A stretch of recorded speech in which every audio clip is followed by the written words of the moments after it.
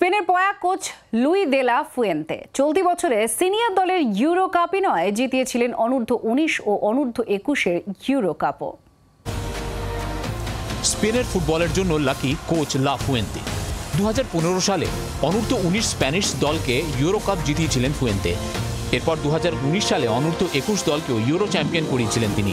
2020 সালে ফুয়েন্তের কোচিংয়ে অলিম্পিকের রূপও জিতেছিল স্পেন। চলতি বছরে স্পেনের সিনিয়র দলকে চতুর্থবার ইউরোপের সেরা দেশ করে তুললেন লুই দে লা ফুয়েন্তে। প্রথমার্ধ গোলশূন্য থাকার পর দ্বিতীয়ার্ধে নিকো উইলিয়ামসের গোলে এগিয়ে যায় স্পেন। তারপর কোল পামারের গোলে সমতায় ফেরে ইংল্যান্ড। কিন্তু 87 মিনিটে মিকেল ওয়ারজাবালের গোলে চ্যাম্পিয়ন হন স্প্যানিশরা। স্পেনের জন্য ফুয়েন্তে লাকি হলেও ইংল্যান্ডের জন্য ততটাই আনলাকি সাউথগেট। টানা দ্বিতীয়বার ফাইনালে হৃদয় ভঙ্গ হলো ইংলিশদের।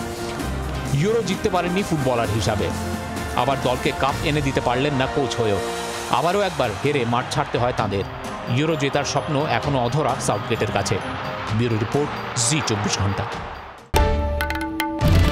বাংলার আওয়াজ, বাঙালির আবেগ, জি 24 ঘন্টা।